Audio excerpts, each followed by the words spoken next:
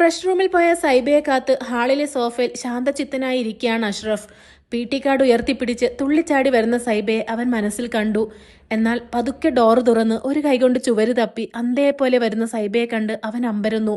അഷ്റഫ് ഓടിച്ചെന്ന് ചോദിച്ചു, എന്തുപറ്റി സൈബ? നിന്റെ കണ്ണിന് എന്തു പറ്റി? ഇക്ക, നിങ്ങളെവിടെ? അവൾ തീർത്തും കുരുടിയെപ്പോലെ ഒരു കൈകൊണ്ട് അഷ്റഫിനെ തപ്പി ചോദിച്ചു. ഞാനിവിടെ ഉണ്ട്. അവൻ അവളെ ഒരു കൈകൊണ്ട് തൊട്ട് തന്റെ സാന്നിധ്യം അവളെ അറിയിച്ചു. അപ്പോഴാണ് അഷ്റഫ് ശ്രദ്ധിച്ചത്, അവൾ രണ്ട് കണ്ണും ഇറുകെ പൂട്ടിയിരിക്കുകയാണ്. എന്തിനാ സൈബ നീ കണ്ണുപൂട്ടുന്നത്? അവൾ കാർഡ് അയാൾക്ക് നേരെ കാണിച്ചു പറഞ്ഞു. ഇക്ക തന്നെ നോക്ക്, എനിക്ക് പേടിയാ. ഇതിലെന്താ ഇത്ര പേടിക്കാനിരിക്കുന്നത്? കാണട്ടെ. അവൾ ആ കാർഡ് കണ്ണടച്ചുകൊണ്ട് തന്നെ അഷ്റഫിനെ കാണിച്ചു.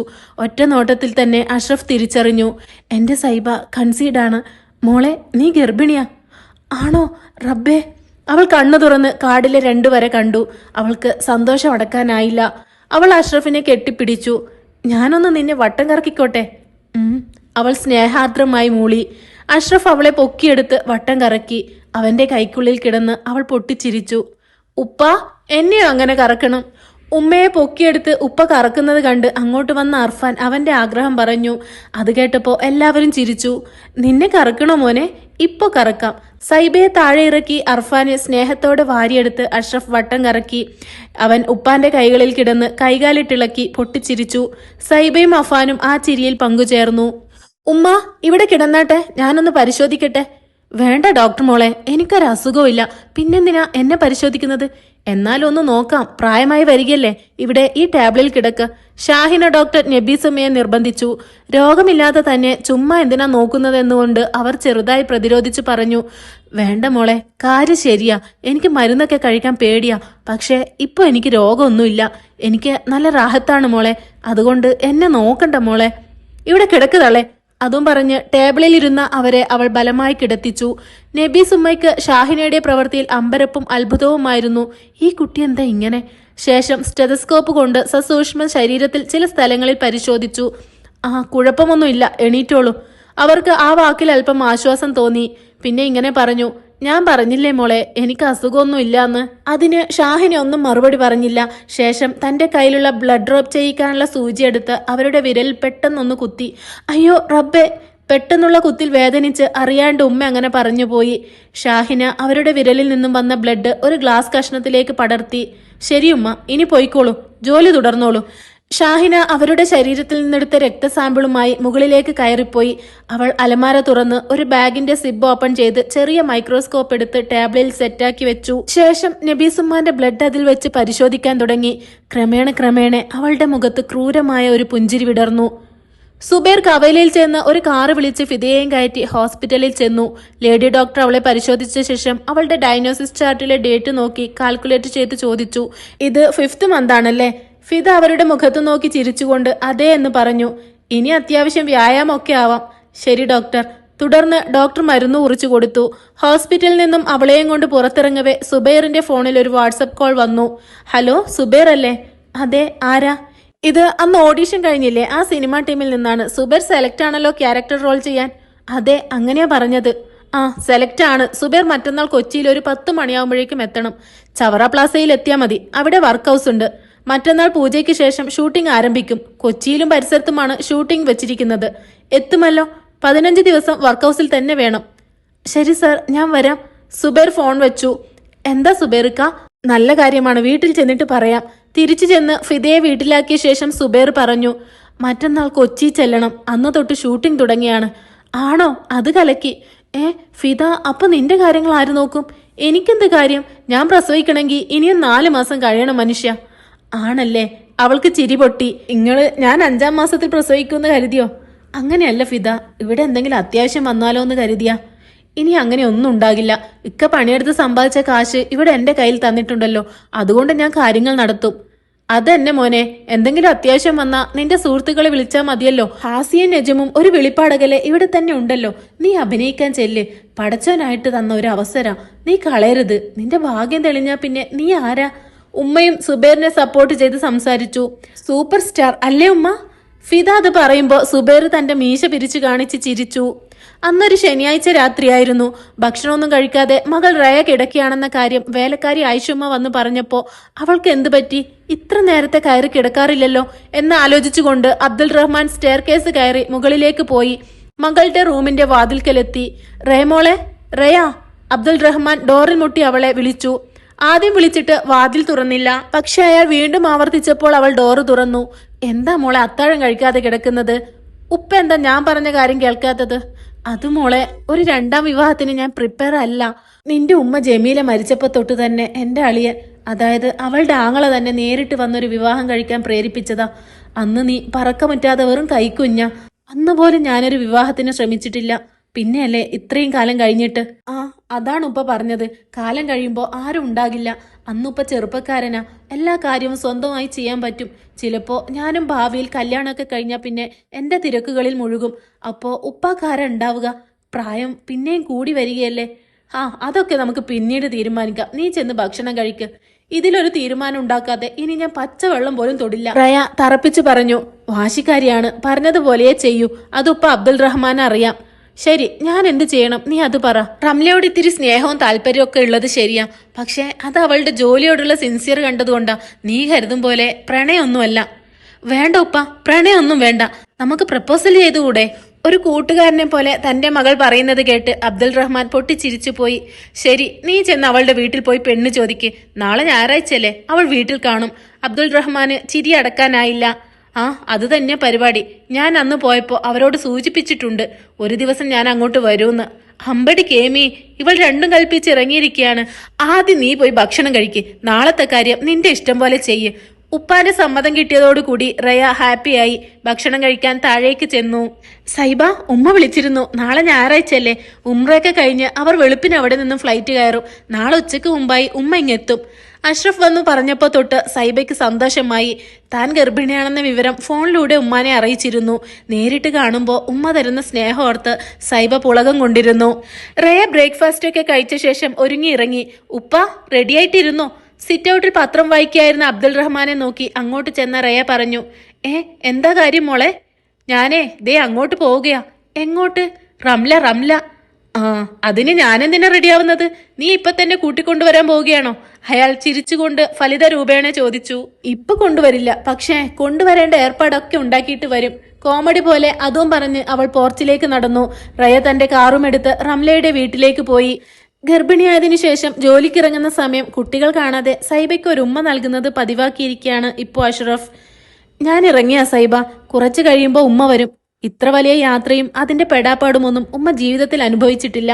അതുകൊണ്ട് തന്നെ കുറെ നാള് വീട് വിട്ടു നിന്നതിന്റെ ക്ഷീണമൊക്കെ ആയിട്ടായിരിക്കും ഉമ്മ വരിക. കുറച്ചു ദിവസം ഉമ്മയെ നന്നായി പരിചരിക്കണം. അത് പിന്നെ ഇക്ക പറയണോ? ഞാനെല്ലാം നോക്കിയും കണ്ടും ചെയ്യില്ലേ. ഉമ്മാന്റെ പുന്നാര മകൻ സമാധാനത്തോടെ ജോലിക്ക് പോയിക്കോ. അഷ്റഫ് ഹോസ്പിറ്റലിലേക്ക് പോയി.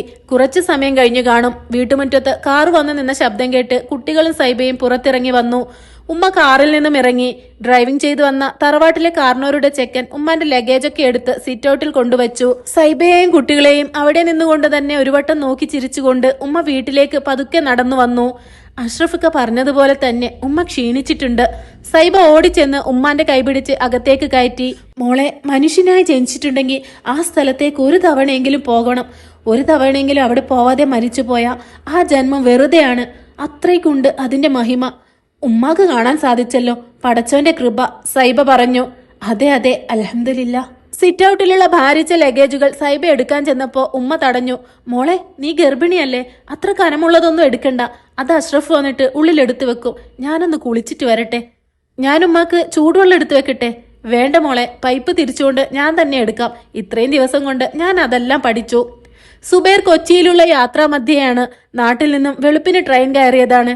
കുറെ ദിവസം അവരുടെ വർക്ക് ഹൗസിൽ നിന്ന് ഷൂട്ടിങ്ങുമായി ബന്ധപ്പെട്ട അഭിനയം പഠിക്കേണ്ടതുള്ളത് കൊണ്ട് കൂട്ടുകാരാരെയും സുബൈർ കൂട്ടിയില്ല.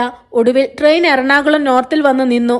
വസ്ത്രങ്ങളടങ്ങിയ ചെറിയൊരു ബാഗ് മാത്രമേ അവന്റെ കയ്യിലുള്ളൂ. ക്യൂവിൽ നിന്നും അവൻ ഒരു ഓട്ടോയിൽ കയറി ചവറ പ്ലാസ ലക്ഷ്യമാക്കി പോയി. ഞായറാഴ്ച ലീവായതുകൊണ്ട് റംല തന്റെ കാറൊക്കെ വെള്ളമൊഴിച്ച് കഴുകിയായിരുന്നു. അപ്പോഴാണ് തന്റെ വീട്ടുമുറ്റത്തേക്ക് ഒരു കാറ് കടന്നു വരുന്നത് അവർ കണ്ടത്. കാറിൽ നിന്നും ഇറങ്ങിയ പെൺകുട്ടിയെ കണ്ടപ്പോൾ അവർക്ക് മനസ്സിലായി റേ ആണെന്ന്. അവൾ ഓടിച്ചെന്ന് റേയെ വീടിനകത്തേക്ക് ക്ഷണിച്ചു. ചെറുതാണെങ്കിലും വൃത്തിയും വെടുപ്പുമുള്ള വീടാണ്. റയെ സോഫയിൽ സ്വീകരിച്ചിരുത്തിയ അവർ ഉമ്മയെ വിളിച്ചു. എന്താ മോളെ, ഇതാരാ? ഉമ്മ, ഇതാണ് എന്റെ കമ്പനി ബോസ് അബ്ദുറഹ്മാൻ സാറിന്റെ മകൾ റയ. ആണോ? ഉമ്മ സ്നേഹത്തോടെ ചോദിച്ചു. ഉമ്മ, ഞാൻ വന്നത് ഒരു പ്രധാനപ്പെട്ട കാര്യം പറയാനാണ്. റംലേക്ക് ആകെ അടിമുടി വിറക്കാൻ തുടങ്ങി. എന്താ മോളെ, പറഞ്ഞാട്ടെ. ഉമ്മയുടെ ഈ മോളുണ്ടല്ലോ റംലയിത്ത, അവരെ എന്റെ ഉപ്പാക്ക് ആലോചിക്കാനാണ് ഞാൻ വന്നത്. എന്റെ ഉപ്പ എന്ന് പറയുമ്പോൾ അത്ര വയസ്സൊന്നും ആയിട്ടില്ല. ആ അറിയാം മോളെ, റംല കുറച്ചു ദിവസം മുമ്പ് സൂചിപ്പിച്ചിരുന്നു. ഞങ്ങൾക്ക് എതിർപ്പൊന്നുമില്ല. അവരെന്റെ മോൾക്ക് പടച്ചോനാ. കഷ്ടപ്പാട് കൊണ്ട് ഞങ്ങൾ വലയുമ്പോൾ ഒരു ജോലി കൊടുത്ത് സഹായിച്ചത് നിന്റെ ഉപ്പയാ. ഇപ്പോഴും നിന്റെ ഉപ്പാന്റെ ചോറ് തന്നെയല്ലേ അവളും ഞാനും തിന്നുന്നത്. മോൾക്ക് റംലയെ ഉമ്മയായി കാണാൻ പറ്റുമെങ്കിൽ പിന്നെ ഞങ്ങളുടെ ഭാഗത്തു നിന്നും ഒരു തടസ്സവും ഇല്ല. നിന്റെ ഉപ്പാനെ ഇവൾ പൊന്നുപോലെ നോക്കും. ഉമ്മ സന്തോഷത്തോടും സങ്കടത്തോടും കൂടി അത്രയും പറഞ്ഞു. അപ്പോ നമുക്കിതങ്ങോട്ട് ഉറപ്പിക്കാം അല്ലേ? എന്റെ മോള് ഉപ്പാനോട് ഇതിനൊക്കെ സമ്മതം ചോദിച്ചിരുന്നോ? അതാണ് രസം. റംലയത്തെ ഇഷ്ടമൊക്കെ തന്നെയാണ്, ഉള്ളിക്കൊണ്ട് നടക്കുന്നുമുണ്ട്. വിവാഹകാര്യം പറയുമ്പോൾ ഉപ്പാക്ക് ആദ്യം വലിയ താല്പര്യമില്ലായിരുന്നു. പിന്നീട് എനിക്ക് മനസ്സിലായി, കഴിക്കേണ്ട സമയത്ത് കഴിക്കാത്തത് കൊണ്ടുണ്ടായ ഒരു വൈക്ലഭ്യം. അത് ഞാൻ മാറ്റിയെടുത്തു. ഇന്നലെ ഉച്ച മുതൽ രാത്രി വരെയുള്ള എന്റെ പട്ടിണി കിടത്തം അത് ഏറ്റു. ആണോ പാവം. റേയയുടെ സാമർത്ഥ്യം കണ്ട് ഉമ്മ മൂക്കത്ത് വിരൽ വെച്ച് പറഞ്ഞു. മോൾക്ക് വെള്ളം കൊടുക്ക് റംല. അതിഥികളെ സൽക്കരിക്കുന്ന കാര്യം മറന്നുപോയോ? ഉമ്മ മറയില്ലാതെ റംലയെ പരിഹസിച്ച് ചോദിച്ചു. റംല പെട്ടെന്ന് കിച്ചണിലേക്ക് ചെന്നു. ഉമ്മ പറഞ്ഞതുപോലെ റംലയ്ക്ക് സന്തോഷം കൊണ്ട് കണ്ണ് കാണുന്നില്ല. എന്ത് ചെയ്യണമെന്ന് പോലും അറിയുന്നില്ല. മനസ്സും ശരീരവും അങ്ങനെ തരിച്ചിരിക്കുകയാണ്. ഒന്നും വേണ്ട ഉമ്മ, ഞാൻ ബ്രേക്ക്ഫാസ്റ്റ് ഒക്കെ കഴിച്ചു വന്നതാണ്. എന്നാലും ഒരു സർബത്തെങ്കിലും കുടിക്കാതെ എങ്ങനെയാ മോളെ? അപ്പോഴേക്കും റംല നാരങ്ങ വെള്ളവുമായി വന്നു. റയ അത് വാങ്ങിച്ച് കുടിച്ച് പോകാനായി എഴുന്നേറ്റു. എന്നിട്ട് പറഞ്ഞു, അപ്പോ ഞാൻ പോവുകയാണ്. ചടങ്ങുകൾ എങ്ങനെ വേണമെന്ന് ഇനി മുതിർന്നവർ ചേർന്ന് തീരുമാനിക്കും. അപ്പൊ ഞാൻ പോട്ടെ. റയ മുറ്റത്തേക്ക് ഇറങ്ങി കാറെടുത്തു പോയി. റംലയുടെ മരവിപ്പ് ഇപ്പോഴും വിട്ടുപോയിട്ടില്ല. കാരണം ഒരു പുരുഷനുമായുള്ള വിവാഹം എന്നൊരു ചടങ്ങിനെ കുറിച്ച് ഓർത്തല്ല അവൾക്ക് എക്സൈറ്റഡ് ആവുന്നത്. കേരളത്തിൽ അറിയപ്പെടുന്നതും എല്ലാ ജില്ലകളിലും ബ്രാഞ്ചുള്ളതുമായ ഒരു കമ്പനിയുടെ മുതലാളിയെയാണ് താൻ കെട്ടുന്നത്. അതോടുകൂടി താൻ പിന്നെ ആരാ? കോടികൾ ആസ്തിയുള്ള ഭർത്താവിന്റെ പെണ്ണ്. ശരിക്കു പറഞ്ഞ കോടീശ്വരി. അഷ്റഫ് വാച്ചിലേക്ക് നോക്കി. ഹോസ്പിറ്റലിൽ പോകാൻ ഇന്ന് കുറച്ച് നേരത്തെ ഇറങ്ങണം. സൈബയെ ഹോസ്പിറ്റലിൽ കൊണ്ടുപോയി ചെക്കപ്പ് കഴിഞ്ഞ് തിരിച്ച് വീട്ടിൽ കൊണ്ടുവിട്ടിട്ട് വേണം വീണ്ടും പോകാൻ. സൈബ, നീ ഒന്ന് വേഗം റെഡിയാവോ? ഒരു ഹോസ്പിറ്റലിൽ പോകാൻ എന്തിനാണ് ഇത്ര ഒരുക്കം? അന്ന് രാവിലെ സൈബയെ ഹോസ്പിറ്റലിൽ കാണിച്ച് ചെക്കപ്പ് നടത്താൻ ഉമ്മ പറഞ്ഞിരുന്നു. അങ്ങനെ അഷ്റഫ് പോകുമ്പോൾ അവളും കൂടി ഒരുങ്ങുകയായിരുന്നു. ദേ ഇക്ക വരുന്നു. അഷ്റഫ് സൈബയെ കൊണ്ട് അയാളുടെ ഹോസ്പിറ്റലിൽ തന്നെയുള്ള ഗൈനക്കോളജിസ്റ്റ് റുബീനയെ കാണിച്ച് വിശദമായ ചെക്കപ്പ് നടത്തി. രണ്ടാമത്തെ ആണല്ലേ? സൈബയോട് പിന്നെ പ്രത്യേകിച്ച് ഒന്നും പറയാനില്ല. വെറുതെ ചടഞ്ഞിരിക്കേണ്ട, അല്പ വ്യായാമമൊക്കെ ആവാം, അവർ പറഞ്ഞു. സൈബയെ വീട്ടിൽ കൊണ്ടുവിട്ട് അഷ്റഫ് വീണ്ടും ഹോസ്പിറ്റലിലേക്ക് തിരിച്ചു. അന്ന് രാത്രി ലാപ്ടോപ്പിൽ ഇമെയിൽ പരിശോധിക്കുകയായിരുന്നു ഷാഹിന ഡോക്ടർ. അപ്പോഴാണ് ന്യൂജേഴ്സിയിലുള്ള തന്റെ ഡോക്ടർ സുഹൃത്ത് ഇമിലിഡയുടെ ഒരു മെസ്സേജ് കണ്ടത്. ഹായ് ഷാഹിന, ഞാൻ നിനക്കൊരു ബിസിനസ് ഡീൽ തരട്ടെ. ഇവിടെ ബ്രിട്ടീഷ് റോയൽ ഫാമിലിയിൽപ്പെട്ട ഒരു സ്ത്രീക്ക് റീനൽ മെറ്റീരിയൽ വേണം. ഏകദേശം 65 വയസ്സുണ്ട്. അവരുടെ മെഡിക്കൽ ചാർട്ട് ഞാൻ ഇതോടൊപ്പം അറ്റാച്ച്മെന്റ് ചെയ്തിട്ടുണ്ട്. നീ അത് നോക്കി പറ്റുമെങ്കിൽ പറയൂ. 1 മന്തിനുള്ളിൽ വിവരം അറിയിക്കണം. 300 മില്യൺ റമ്മിംഗ് റേഷൻ ഡോണറിന് നൽകുന്നുണ്ട്. അതായത് നിങ്ങളുടെ നാട്ടിലെ 30 കോടി. നിന്റെ അറിവിൽ വല്ലവരും ഡൊണേറ്റ് ചെയ്യാനുണ്ടെങ്കിൽ പറയേ, ഞാൻ പ്രതീക്ഷയോടെ കാത്തിരിക്കും. അവൾ ഇങ്ങനെ ഓരോന്നും അയക്കും. ഇതൊക്കെ എവിടെ കിട്ടാനാണ്? എങ്കിലും 15 കോടി എന്ന് കേട്ടപ്പോൾ ഷാഹിനയ്ക്ക് അതിശയമായി പോയി. അല്ലോ, ഇത്രയും എമൗണ്ട് കിട്ടിയ തനിക്കും തന്റെ ലക്ഷ്യത്തിലേക്ക് പതുക്കെ സഞ്ചരിക്കാമായിരുന്നു. അവൾ ആകാംക്ഷയോടെ മെയിലിനോടൊപ്പം ഇമെയിൽഡ് അയച്ച മെഡിക്കൽ ചാർട്ടിന്റെ PDF ഓപ്പൺ ചെയ്യാൻ തുടങ്ങി. ബ്ലഡ് ഗ്രൂപ്പും മറ്റു വിശദ വിവരങ്ങളും അവൾ നോക്കി. വളരെ റെയറാണ്. അപൂർവം ചിലർക്ക് മാത്രമേ ആ ഗ്രൂപ്പ് ഉണ്ടാവുള്ളൂ. അവൾ വെറുതെ നബീസുമ്മയുടെ താൻ നേരത്തെ ബ്ലഡ് ശേഖരിച്ച വിവരങ്ങൾ പരിശോധിച്ചു. അവളെ ഞെട്ടിച്ചും അത്ഭുതപ്പെടുത്തിയും കൊണ്ട് ആ വിവരം അവൾ വായിച്ചു. ഓ മൈ ഗോഡ്, മാച്ചാണ്. അവൾ അത് കണ്ട് തരിച്ചു നിന്നുപോയി. ഫാൻ ഫുൾ സ്പീഡിൽ കറങ്ങിയിട്ടും ശരീരമാകെ ഉഷ്ണം കൊണ്ട് വിയർക്കാൻ തുടങ്ങി. അവൾ വേഗം ലാപ്ടോപ്പ് അടച്ച് താഴേക്ക് വന്നു. പുറത്ത് സിറ്റൗട്ടിൽ ചെയറിൽ വന്നിരുന്നു. മുറ്റത്തെ കരിയിലകൾ ചൂലുകൊണ്ട് അടിച്ചു വാരുന്ന നബീസുമ്മയെ ഷാഹിന കൗതുകത്തോടെ നോക്കി നിന്നു. ആ ശരീരത്തിൽ 30 കോടിയുടെ ഒരു മുതലുണ്ട്. ഷാഹിന വെറുതെ അവരെ നോക്കി ഊറിച്ചിരിച്ചു. അപ്പുറത്ത് അബ്ദുൾ റഹ്മാൻ തന്റെ മരിച്ചുപോയ ഭാര്യയുടെ സഹോദരൻ റാഫിയെ വീട്ടിലേക്ക് വിളിപ്പിച്ചു. റാഫി ഒരു ഉദാര മനസ്കനും സാമൂഹ്യ പ്രവർത്തകനുമാണ്. അതുകൊണ്ട് തന്നെ കാര്യങ്ങളൊക്കെ പറഞ്ഞാൽ മനസ്സിലാവും. മാത്രമല്ല പുള്ളി തന്നെ അബ്ദുൾ റഹ്മാനെ തന്റെ സഹോദരിയുടെ അകാല വിയോഗം ഏൽപ്പിച്ച വിഷമത്തിൽ നിന്നും രക്ഷപ്പെടാൻ ഒരു വിവാഹം കഴിപ്പിച്ച് ജീവിതത്തിലേക്ക് പ്രവേശിക്കാൻ പ്രേരിപ്പിച്ചിരുന്നു. അന്നൊന്നും കൂട്ടാക്കാത്ത അളിയന് ഇപ്പോൾ വന്ന മനംമാറ്റത്തിൽ റാഫിക്ക് സന്തോഷമുണ്ട്. റയ അപ്പോൾ റാഫി അങ്കിളിനോട് കാര്യങ്ങളൊക്കെ വിശദീകരിച്ചു. പിന്നെ കാര്യങ്ങളൊക്കെ ദ്രുതഗതിയിൽ തീരുമാനിക്കുകയായിരുന്നു. റാഫി മുൻകൈയെടുത്ത് കുടുംബത്തിൽപ്പെട്ട മറ്റു മുതിർന്നവരോടൊക്കെ ആലോചിച്ച് ഈ വരുന്ന റജബ് 10-ന് റംലയുമായുള്ള അബ്ദുൾ റഹ്മാന്റെ മാരേജ് ഉറപ്പിച്ചു. വിവരം റംലയുടെ കുടുംബത്തെയും അറിയിച്ചു. റംലയ്ക്ക് സന്തോഷം കൊണ്ട് ഇരിക്കാനും നിൽക്കാനും വയ്യാതായി. താൻ മനസ്സിൽ കരുതിയ ജീവിത മുഹൂർത്തം വന്നു ചേരാൻ പോവുകയാണ്. ഒരു പെണ്ണിന് ഇതിൽ പരം എന്തു വേണം? ഹോസ്പിറ്റലിൽ ഇരിക്കുന്ന അഷ്റഫിനെ വിളിച്ച് സൈബ ചോദിച്ചു. അതെ ഇക്ക, എനിക്കൊരു സാധനം കൊണ്ടുതരാമോ? എന്താ സൈബ, എന്താ നിനക്ക് വേണ്ടത്? പറ. അത് പച്ചമാങ്ങ. ഇപ്പൊ അതിന്റെ സീസൺ അല്ലല്ലോ, അച്ചാറിടാനാണോ? റെഡിമെയ്ഡ് വാങ്ങിച്ച പോരെ? അതല്ല ഇക്ക, എനിക്ക് പച്ചമാങ്ങ കടിച്ചു നിന്നാന്ന് തോന്നുന്നു. ഓ, ഗർഭകാലത്ത് ബേസ് കണ്ടന്റ് ബ്ലഡിൽ കൂടുമ്പോൾ സ്ത്രീകൾക്ക് ഉണ്ടാകുന്ന ഒരു ടെൻഡൻസിയാണിത്. നീ ഫോളിക് ആസിഡ് ഗുളിക കഴിക്കാറില്ലേ സൈബ? നമ്മുടെ ഡോക്ടർ പരിശോധിച്ചപ്പോ പ്രിസ്ക്രിപ്ഷനിൽ എഴുതി പ്രത്യേകം പറഞ്ഞിട്ടുണ്ടല്ലോ ദിവസവും കഴിക്കാൻ. അതൊക്കെ കഴിക്കുന്നുണ്ട്. എനിക്ക് കൊതിയാവുന്നു. ഗുളിക തിന്നാ കൊതി മാറുവോ? ഗുളിക തിന്നാ മാങ്ങ തിന്നാനുള്ള കൊതി മാറില്ല, തിന്നാനുള്ള പ്രവണത ഇല്ലാതാവും. ശരി പെണ്ണെ, ഞാൻ വൈകുന്നേരം വരുമ്പോ പച്ചമാങ്ങ കൊണ്ടുതരാം പോരെ? അതും പറഞ്ഞ് അഷ്റഫ് ഫോൺ കട്ട് ചെയ്തു. സുബൈറിന് മികച്ച ക്യാരക്ടർ റോളാണ് ലഭിച്ചത്. ഷൂട്ടിംഗ് ആരംഭിച്ചു. പലപ്പോഴും സുബൈർ ഡയറക്ടർ പ്രതീക്ഷിച്ചതിലും കൂടുതൽ പെർഫോമൻസ് കാഴ്ചവെച്ച് അദ്ദേഹത്തിന്റെ പ്രീതി പിടിച്ചുപറ്റി. ഇടയ്ക്കിടയ്ക്ക് അവൻ ഫിദയെ വിളിച്ച് കാര്യങ്ങൾ അന്വേഷിക്കും. അവൾക്ക് സുഖമായിരിക്കുന്നു, മരുന്നുകളൊക്കെ കഴിക്കുന്നുണ്ട്. കുറെ ദിവസം സുബൈറിനെ വെച്ച് ഷൂട്ടിംഗ് ഉള്ളതിനാൽ ഷൂട്ടിങ്ങിന്റെ പ്രതിഫലത്തിന്റെ അഡ്വാൻസ് എമൗണ്ട് സുബൈറിന് ലഭിച്ചു. അവനത് ഫിദയുടെ അക്കൗണ്ടിലേക്ക് മാറ്റി. അപ്പുറത്ത് വൈദ്യുത ദീപാലങ്കാരങ്ങൾ കൊണ്ട് ഭംഗിയായി അലങ്കരിച്ച അബ്ദുൾ റഹ്മാന്റെ വീട് ദൂരെ നിന്ന് വിവാഹത്തലേന്ന് നോക്കുമ്പോൾ ഒരത്ഭുത കാഴ്ചയായി. റജബ് 10-ന് അബ്ദുൾ റഹ്മാനും റംലയും തമ്മിലുള്ള വിവാഹം അവിടെ ഗംഭീരമായി നടന്നു. റയ ഉപ്പാന്റെ കല്യാണ ദിവസം ഉത്സാഹവതിയായി അങ്ങോട്ടും ഇങ്ങോട്ടും ഓടി നടന്ന് കാര്യങ്ങൾ നീക്കി. കമ്പനിയുടെയും ഓഫീസിലെയും സ്റ്റാഫുകൾ കൂടാതെ അബ്ദുൾ റഹ്മാന്റെ ബന്ധുക്കളും നാട്ടുകാരും ധാരാളം ഉണ്ടായിരുന്നു. റംല തന്നെ ഉത്സാഹിച്ച് തന്റെ മുക്കിലും മൂലയിലുമുള്ള ബന്ധുക്കളെ മുഴുവൻ ക്ഷണിച്ചിരുന്നു. അതുകൊണ്ട് തന്നെ റംലയുടെ വീട്ടുകാരും ബന്ധുക്കളും സജീവമായി പങ്കെടുത്തു. അന്ന് രാത്രി പാൽ ഗ്ലാസ് നൽകി റയ തന്നെ റംലയെ ഉപ്പാന്റെ മണിയറയിലേക്ക് കൊണ്ടാക്കി. മണിയറയിൽ റംല അബ്ദുൾ റഹ്മാന്റെ വരവും കാത്തിരുന്നു. അബ്ദുൾ റഹ്മാൻ പുറത്ത് ആരോടൊക്കെയോ സംസാരിച്ചിരിക്കുകയാണ്. എല്ലാവരും പിരിഞ്ഞു പോയപ്പോൾ അബ്ദുൾ റഹ്മാൻ മണിയറയിൽ പ്രവേശിച്ചു. റംല എഴുന്നേറ്റു. വേണ്ട, ഇരുന്നോളൂ, അബ്ദുൾ റഹ്മാൻ പറഞ്ഞു. ഓഫീസ് പ്രോട്ടോകോളിന്റെയും ഔപചാരിക പെരുമാറ്റത്തിന്റെയും ലോകത്തായിരുന്ന അവർക്ക് പെട്ടെന്ന് ഭാര്യ ഭർത്താക്കന്മാരായപ്പോൾ ഉണ്ടാവുന്ന ജാള്യത ഇരുവരും അനുഭവിച്ചു. ഇതുവരെ താൻ ബോസ് ആയിട്ടാണ് അബ്ദുൾ റഹ്മാനെ കണ്ടത്. അതുപോലെ തന്നെ അബ്ദുൾ റഹ്മാന് റംല ഒരു സ്റ്റാഫാണ്. ഉത്തരവാദിത്ത മര്യാദകളുടെ ലോകത്തുള്ള അവർക്ക് എങ്ങനെ ദാമ്പത്യത്തിന്റെ മൃദുല ഭാവത്തിലേക്ക് മാനസാന്തരപ്പെട്ട് വരാൻ കഴിയും? പുതുപ്പെണ്ണിന്റെ വസ്ത്രത്തിലും ആഭരണത്തിലും നിൽക്കുന്ന റംലയെ കണ്ടപ്പോ ചിരിച്ചുകൊണ്ട് ചോദിച്ചു. റംല ഇങ്ങനെ തന്നെയാണ് ഉറങ്ങുന്നത്? അല്ല സർ, ഇതൊക്കെ മാറ്റിവെച്ച് റംലയ്ക്ക് ഫ്രഷ് ആവണ്ടേ? വേണം സർ. സാറോ?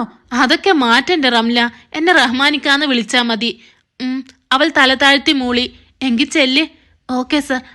സോറി റഹ്മാനിക്ക, ഞാനൊന്ന് ഫ്രഷ് ആയിട്ട് വരട്ടെ. അവൾ എഴുന്നേറ്റ് പോയി അലമാരയിൽ നിന്നും വസ്ത്രങ്ങൾ എടുത്ത് ഫ്രഷ് റൂമിലേക്ക് കയറി.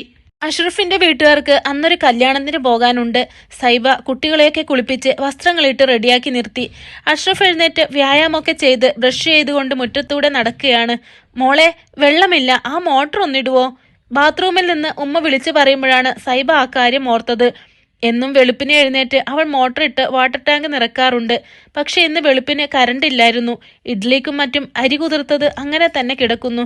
അതുകൊണ്ട് തന്നെ ചപ്പാത്തിയും പൂരിയൊക്കെയാണ് പ്രാതലിനായി ഉണ്ടാക്കിയത്. 2-3 മണിക്കൂർ വരെ കരണ്ട് വന്നതേയില്ല. ഇപ്പൊ വരുമ്പോഴേക്കും കല്യാണത്തിന് പോകേണ്ട ഒരുക്കത്തിലായിരുന്നു. അത് കാരണം മോട്ടർ ഇടാനും പറ്റിയില്ല. അയ്യോ, ഉമ്മ സോപ്പൊക്കെ തേച്ച് ബാത്റൂമിൽ പെട്ട് കാണും. അതോർത്തുകൊണ്ട് വെപ്രാളത്തോടെ സൈബ വേഗം മോട്ടർ ഓൺ ചെയ്യാൻ വേണ്ടി കിച്ചന്റെ വർക്ക് ഏരിയയിലെ ചുവരിൽ നിൽക്കുന്ന മോട്ടറിന്റെ സ്വിച്ചിനടുത്തേക്ക് ഓടി. അങ്ങനെ ധൃതിയിൽ ഓടുന്നതിനിടയിൽ സൈബ അടുക്കള വാതിൽപ്പടിയിൽ കാലുടക്കി പുറത്തെ സ്റ്റെപ്പിന്റെ മുകളിലേക്ക് ആഞ്ഞു പതിക്കാൻ തുടങ്ങി.